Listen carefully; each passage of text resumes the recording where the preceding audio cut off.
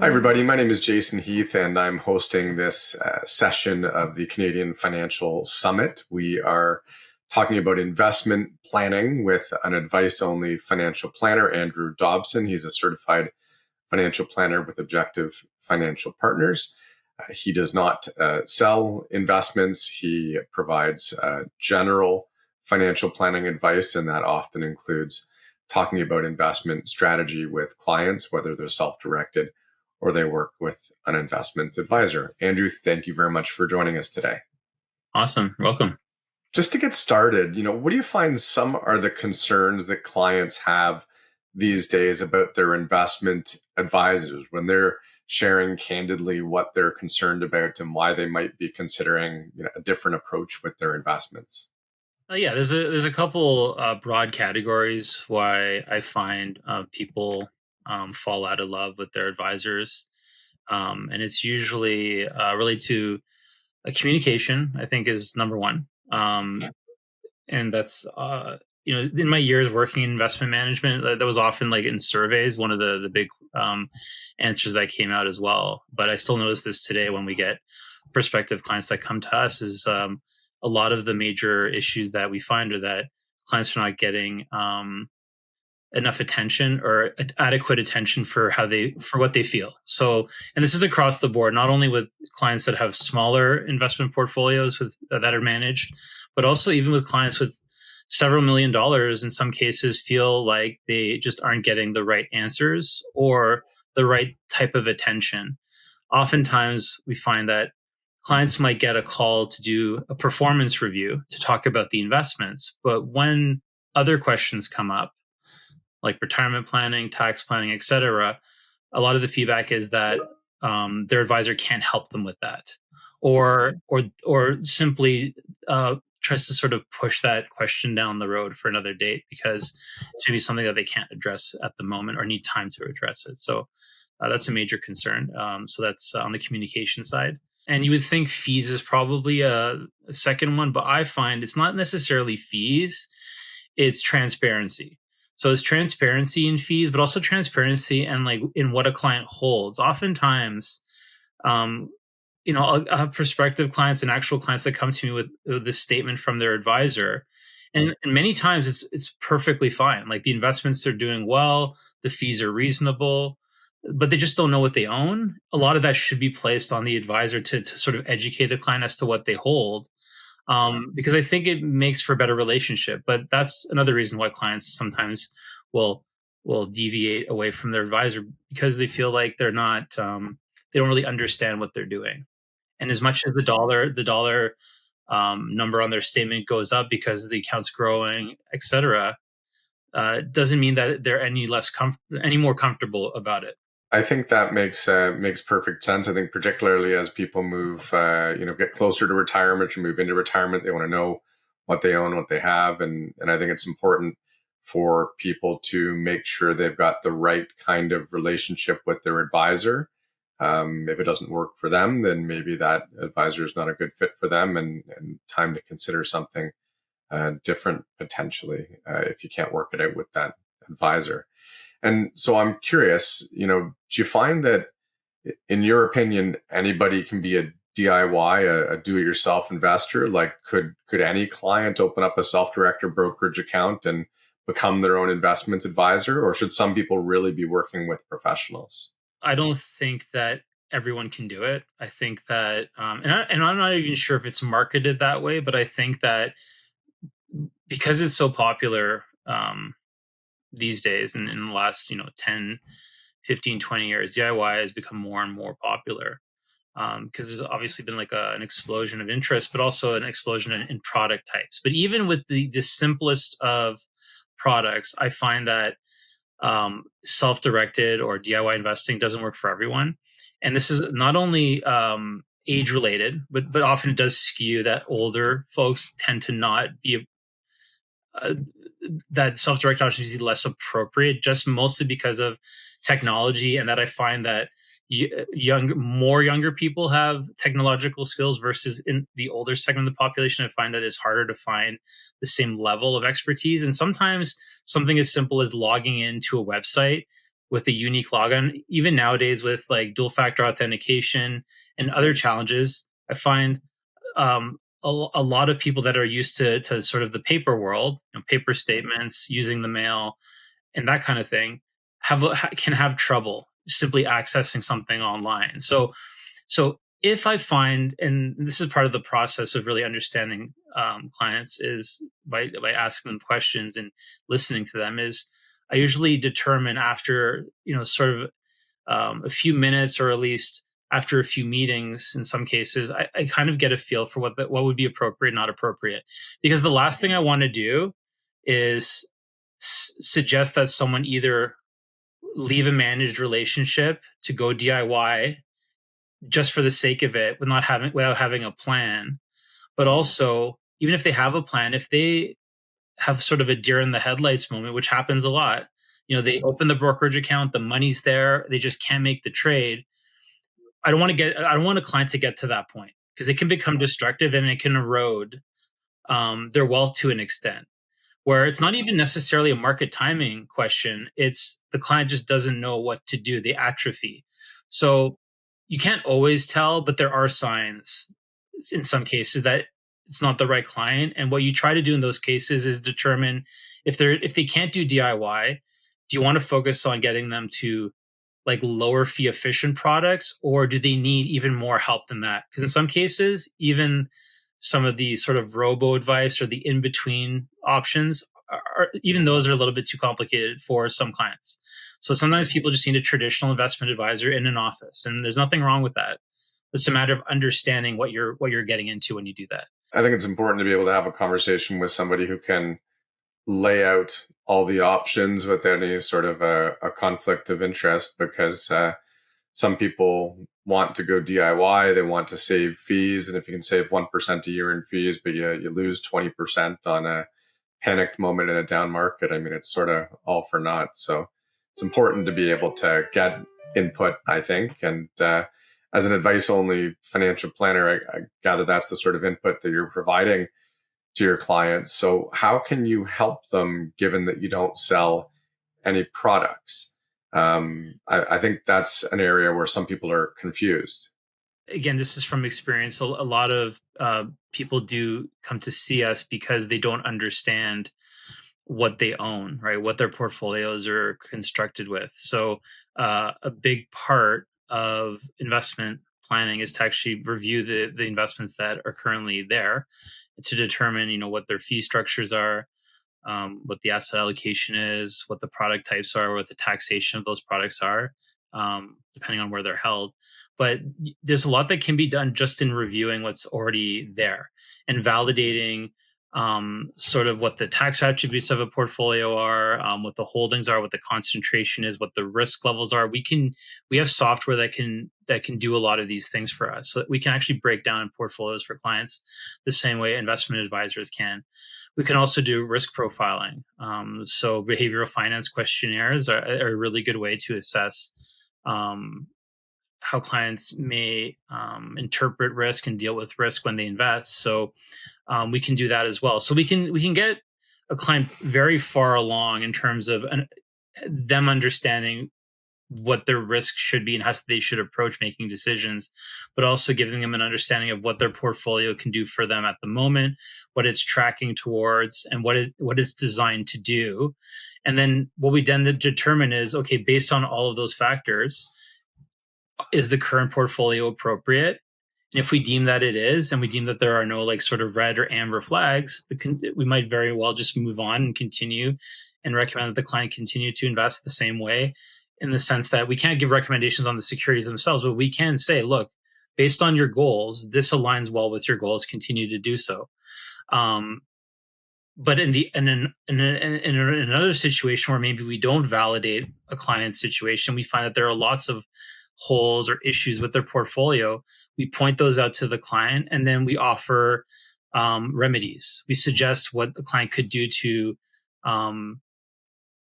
make a change in their portfolio. So it could be something as simple as discussing their fees and then going through with the client what options exist in the marketplace. So let's say the client's with a traditional advisor at a bank. maybe they pay 2% in fees for mutual funds, but they're starting to build a portfolio and it's getting larger and larger, and they haven't been offered other options. We can actually walk through that with a client and say, hey, based on how much you have, based on the types of investments that you prefer and that you agree make sense for you, we have insight as to what exists in the marketplace. So we could actually present the different avenues that they can take, whether it's all-in-one ETFs, or whether it's building a couch potato portfolio or going to a robo advisor. We can present all those options to a client, because frankly, a lot of them won't even know what's out there, because a lot of the times they've been with an advisor and they've been insulated from other types of products and other types of planning for in some cases decades. So they don't know what they don't know, and it can become a very like educational process and very eye opening. I guess that education process is key. You've got some advisors that are limited in terms of the types of securities that they can recommend, for example. So they might not be able to speak to a client about certain types of products. Somebody might be mutual fund licensed, and that's all they can do. They can't buy individual stocks. They can't buy exchange traded funds, and you're just getting a limited slice of what's available out there in the investment community. So that's really helpful. And do you often find that you have clients where there is nothing really to change with their existing portfolio? Like their existing advisors doing a good job, they've got a good relationship, the fees are reasonable. Does that sort of situation happen? Or do you find there's always a recommended change to make? A great question. So I would say that for the clients that specifically come to us for review, I find that most people have good intuition. They have good gut feelings about things. I think this is something that we have as humans, and I find that when there's something awry, when there's something that's not quite right, I think clients do know that, and then they approach us for an investment review. And then sometimes they don't even disclose to me that there's any issue. I start reviewing the documents. We have a follow up meeting, and then I present my findings, and the clients will say, "Yep, Andrew, that's exactly what I thought. I really did think that." So that happens, but Validation. yeah, it's validation. But then in those specific cases, the validation moves into actually a further review and maybe making some changes, right? But there's a lot of clients that come to us, or prospective clients that meet with us, and their portfolios are totally fine. And I think if you're talking specifically about like managed assets, like through like advisors, through portfolio managers, etc. Yeah, we have lots of clients that are very happy with their current arrangement. And we just end up a lot of times supplementing what they're already doing, and in many cases we end up working with that client's existing advisor, because sometimes they send prospective clients our way, and people that we might not have even met before. They might find us and say, "Hey, you know what? I think I'm good at the investment part. I need my client to get financial planning as well, and I feel like it needs to be specific and focused. So I'm going to send them to Objective to have a chat."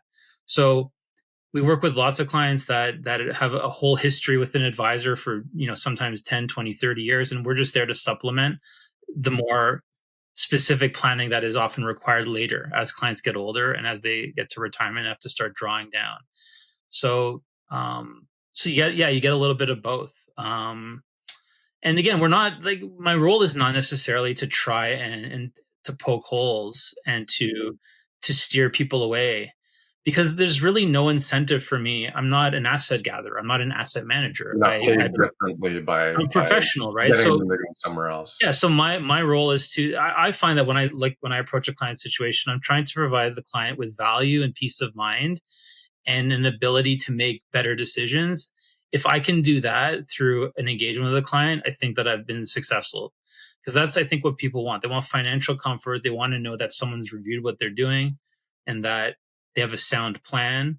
And in some cases, maybe less so than asset managers, I do tend to carry a little bit of the burden, a little bit of the worry that clients have on my shoulders by being confident and explaining to them why they're fine, or why they're going to be fine, or at least why I perceive things to be going in the right direction.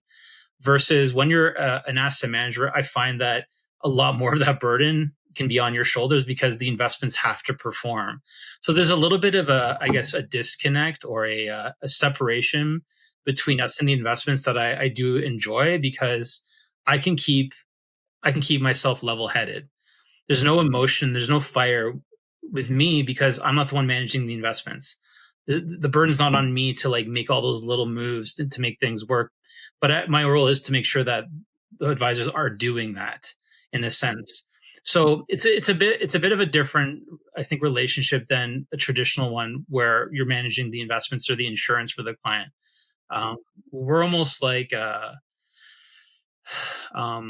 arm's length in a sense. Like we're not directly involved with them at that level, so we can be very, very honest with clients about things. So I'm curious then, if you have a client who's working with a portfolio manager, or you introduce them to a portfolio manager that's an active manager and charging a fee of, 1% or more sometimes, how are you able to reconcile that with, the importance of low fees? Like, shouldn't everybody just be buying low fee ETFs? Why is it okay for some clients to work with active portfolio managers? When there's like, I think, structural change in the industry, I think it's natural for people to want to adopt what's considered the better or the more efficient or the cheaper option. And we can see this everywhere in industry and in sort of how technology has changed the way we live. But not everything is something that is desirable for everyone. So I can use an analogy, for example, like with AI, right? With AI, you could produce AI art, right? And it borrows from a lot of different places, and people consider that art. But for people that are artists that paint, they might not consider that art. They might consider that something completely different. So I think that interpretation is important, and how people view the value of things is different. So for some people, they might think, you know what, I have the time and the knowledge and the intelligence to manage my own portfolio, um, and able to to carry the burden of worry that comes with like investing in things with risk. But also, someone in a different working situation to someone else might also have a different view of this. Like if you're a high income earner and you have potentially more to lose, then going DIY might not be as much of a worry. I've seen many DIY clients over the years that simply went DIY because they just didn't have the time to meet with an advisor. They opened a brokerage account online, put $1 million in there and just invested in one stock. And that's because that person, they perceive that their value as being at work is more valuable than them spending time on their portfolio. So someone like that might be a good candidate for what you would think DIY, but maybe not. They don't have that person doesn't have the time to do DIY, but they have the skill and the expertise and the knowledge. They just don't have maybe the time and the interest. So therefore, like that might work for them. It might work to go with someone and pay them 1% to manage a portfolio and to manage it with guardrails. Um, but that person might not see value in those fees. So I think it's so important and it's so catered to the individual. Like for example, 1% on $1 million is $10,000. For some people, the investment performance alone is worth the $10,000 because as long as they're at the benchmark, at the market return after fees or better, they're fine. So for some people, that's how they view it. But for others, if they might say, look, if I'm going to do active management, I need to get I need to get a 1 or 2 or 3% return higher than the benchmark because I'm paying for that. But but in the end, like, should it not be, basically that you're beating the benchmark after fees? Should that not apply to like every situation? Well, people have different views on these things because of the sort of hurdle that's required to move money to an investment advisor, to have to go through like the red tape of the regulatory process and the KYC. A lot of people don't want to go through that either, and they don't, and nor do they want to be told what they have to invest in. So there's something for everyone. So sometimes people have both, right? Like when I used to work at the brokerage, they would tell us that like every single client that has a brokerage account probably has a managed relationship, or at least three-quarters of them have something at the branch level that's up for grabs, that we can consolidate with the brokerage, because people have money in all different places and they're not always going to be transparent about what they have. So I think that in the end, by understanding the client, by talking to them, by asking them the right questions, and by getting a good sense of their investment history, um, definitely a traditional advisor in that 1% space might make total sense for them. and it might be worth the extra cost, because in the end it is two different things, active versus passive. So we are paying for a different product. Andrew, I'm just curious then, if you're working with a client on an ongoing basis and they've got a portfolio manager that's managing their investments, where do you fit in? How do you support them on an ongoing basis? One thing I mentioned earlier is that oftentimes investment advisors might not be equipped, either from a time standpoint or from a knowledge standpoint, to provide um, the planning advice. I'll give you like kind of an example, like a real life sort of example of like how the industry is sort of aligned. Is um, in the way I find the industry is now, it's a little bit different than it was maybe 20 years ago. um, you can now essentially, go into an educational institution, do a degree, potentially do an MBA, or go directly from degree to something like a CFA designation and step right into the role of a vice president or business development manager, or someone that's selling investments actively, as a role, your second, third role out of school. So there's a lot more investment focused individuals in the industry that didn't have to go through I suppose, go through that process of working as a teller in a bank and then an account manager and then being an associate. A lot of people, because their knowledge is, um, you can quantify the knowledge that they have through their educational experience. A lot of the times, that's a big reason why they're in that seat, is because they understand the math, they understand the investment theory. So, but what I'll say as a financial planner, I'm in my 40s now. I have many, many years of experience. And the reason why I think I'm an effective planner is because of those years of experience. So I wouldn't expect an investment advisor that's formally trained to manage investments and to understand the statistical side of things, the fundamental analysis, and all of that, economic factors. I wouldn't expect them to have the same knowledge of planning than someone that's actually working with clients in those specific areas for all these years. Like I've worked in banks, I've done mortgage applications, I've worked in accounting firms, and I've worked on like sort of estate and tax plans with clients. I have exposure to many different areas. So what I find is that with investment advisors, they know their bread and butter, which is investments.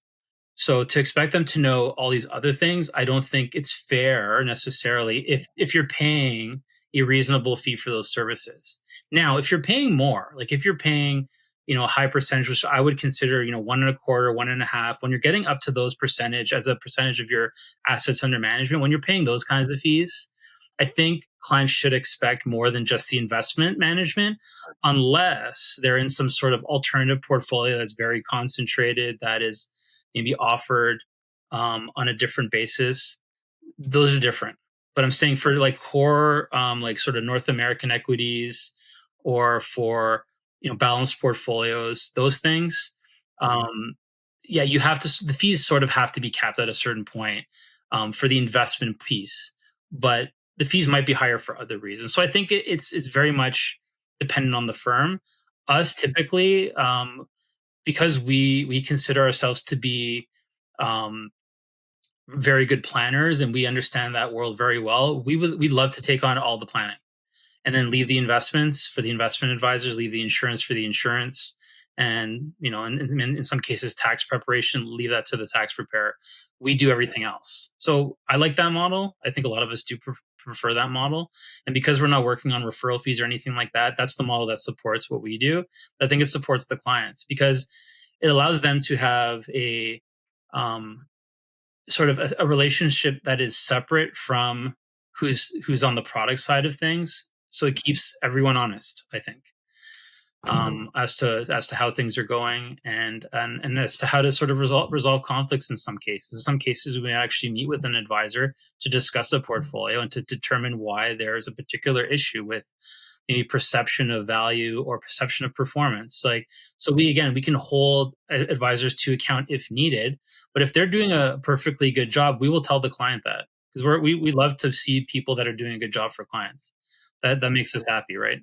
And if someone's interviewing a portfolio manager on their own, what do you think are some of the important questions they should be asking? So I think there's some standard questions. Obviously, like you want to know who you'd be working with the most. So who's like your primary advisor? What's their experience? How are they licensed? How did they approach communication? Is it directly through them? Is it through an assistant? Do they prefer calendars? So I think just understanding how they manage relationships is really important, because nowadays you'll have clients that have all different perceptions of how this should be. I have certain people that I know expect an answer same day, but obviously within reason. But I know other clients where you can get back to them in 2 weeks and they probably wouldn't care, because they know that in the end, a lot of these plans aren't urgent, but that ultimately we have to meet.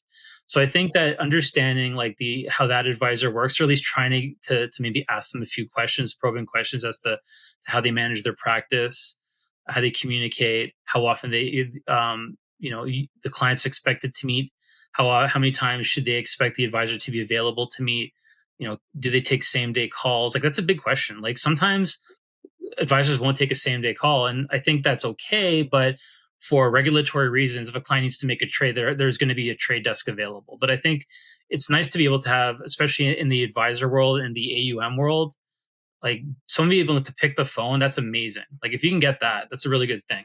Um, but then also, there's like so many factors. There's track record, performance of the actual investments um, that the firm holds. Also, getting a model portfolio performance would also be very valuable. So I think like getting an indication of how that firm has done over time is important. It's obviously not the only factor, but strong performance in the past, is obviously going to be something that's valuable to clients, right? You're not going to go with like, an underperformer, but you don't want to chase returns either. So that's where you have to be cautious when you're picking. You have to pick the right one. So, and then I'd also ask like how they report. So like, what kind of documentation do you get? What is the transparency on the fee side of things? What's the transparency on the asset allocation? I think these are important questions for clients. And as someone who sees a lot of the other side of it, sees the negative side of client experience, I make sure that we ask the right questions, because we want to avoid those things if we can, or at least be aware of what challenges would exist if we went with a certain advisor. Sometimes there could be restrictions that clients have to live with. Um, and but sometimes it's still the right decision, even though it might not be like perfect. Nothing's really perfect, right? What you want to find is something that is as close to ideal as possible when you're in that selection process. I definitely hear communication. Going back to how you started things off, communication is important, and making sure that you're aligned in the way the communication happens. And what are some of the main mistakes that you see people make with their investments? If people are trying to avoid those mistakes, what are some of the mistakes that you see through? Yeah, biggest mistake is concentration. So clients go to one advisor for one asset class and they put all their money into that asset class. And the advisor, for some reason, doesn't stop them, doesn't ask them any questions. They just place the money. That's the biggest one I don't like. So that's why when we work with specific advisors, we are working with broad-based advisors that invest in like, different allocations, like US equities, Canadian equities, international. If a client needs something a little bit more niche, that's okay. But I've seen clients where they'll come to us and they'll have a portfolio where their entire sort of retirement savings is in like a REIT or something like that. Or And it's like all that's in on high Canadian risk, bank or right? something. Yeah, or like in one bank, or they purchased like exempt market securities or something like that, where it's just not appropriate. Like you might see someone, they might have a defined benefit pension through like the province, and then their investment portfolio is in like high fee products that aren't really going to serve much of a purpose, or like there's no rhyme or reason to like how it's invested. I think sometimes like you were mentioning, licensing is important. Like you might get the wrong person for that client. Like someone might need securities, individual securities. They might not need like seg funds or insurance products. Like I think every client is different. So I think that with us, at least we can show what's out there, show the different categories that people can work with. In some cases, working with a mutual fund advisor at a bank might not be the worst thing for some people. There's stigmas around these things that start to build over time.